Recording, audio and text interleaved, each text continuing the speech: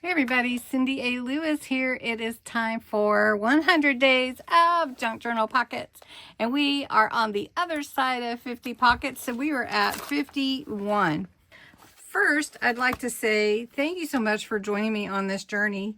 Creating with Jovi is also doing that, and I ask you to check out her pockets as she works alongside me every single day posting a pocket. Shaped pocket. So you could do this with any shape, but choose something that you don't normally like, maybe circles or a heart or an oval or star or something like that. Something that's not a normal square pocket.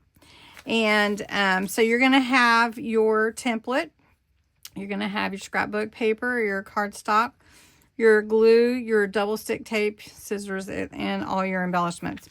Now, the directions tell you to trace around and cut out two identical shapes and make them into your pocket. So I'm going to do that, and then I'm going to show you one that I made before that I really liked, and it was very fun. So what I did was I printed my sheet from the Rustic North Pole Workshop, and then on top of that, I have a template kit, and I printed hearts on top. So none of my hearts are the exact same size though. So we're gonna save these for the layered pocket that I want to show you. So what I'm gonna do first is I'm just gonna take a dictionary page and we're gonna fold it in half. So first we're gonna do the exact instructions, right? So we're gonna take a dictionary page. We're going to fold it in half, and we're going to make two pockets the exact same. I mean, two shapes the exact same.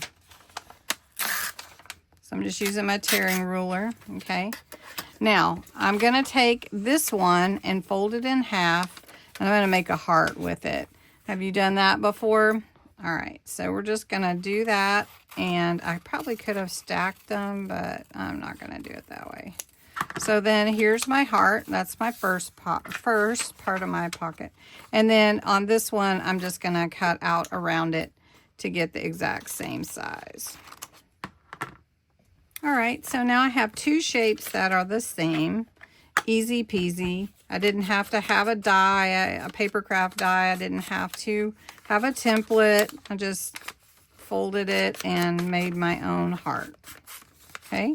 So I am going to go around the edges of both of them just to make sure if anything can be seen from the top or the bottom, that it's got the vintage look to it. So now I have two exact same. And you're going to glue the edges of one, leaving it open, and use the second one to tuck in. All right.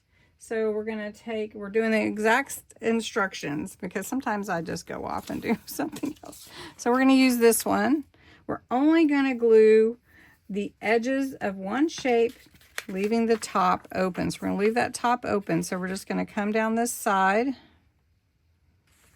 right here. I'm going to leave myself a little room because sometimes going in and out of a pocket. So I'm thinking of a whole nother way to do this pocket as well. All right. And then you can embellish that. So I'm going to do that. And then you take the other one and you can tuck it inside. So you could tuck it folded. You could actually tuck it like that. And that would be a cool way to do it as well. And this is actually similar to what I wanted to show you on the other side with these hearts, but I'm using graduated sizes. So I'm going to cut out 3 of the sizes and show you what I mean with this one. For this one, which is like the book, you could fold it or just leave it full. I did add some of the green solar paste. It's called Crocodile Tears. This is by Simon Hurley. I love it. And I added some green topaz ink first, and then I put that over it. So it really made it shimmer. I didn't put any on this one. You can tell the difference. So a little bit of green on that one. So that's your shaped pocket. Then I took 4 different sizes of hearts that I cut out of Rustic Playground. And I'm going to show you how I'm going to layer these. Let me ink them up first. And this is a great way to add, you know, like a lot to your page for tucks. So this one we're going to put on first on the very back, and we're going to layer these. So again, I'm just putting glue along the sides, not around the round part. We're going to put this up here at the top like this. So I'm going to have one tuck here for a pocket. Then I'm going to take the next larger one, and I'm going to come down a little ways, and we're staggering these or layering these. And this is another way to do a shaped pocket, but wanted to follow the directions in the book first because I tend to like go off on my own. And so then we've got this one, and we're going to bring it down a little bit more. And I'm trying to watch this little guy here, so this little elf. So I don't want to cover up the elf too much. But then you can see how you have 4 tucks and graduated pockets. All right.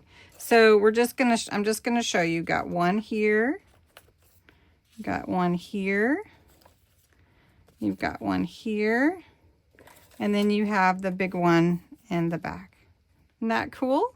And then you can embellish how you want to. But anyway, I hope you enjoyed this today. Pocket 51. How fun. So I gave you 2 different styles. But anyway, have a great day.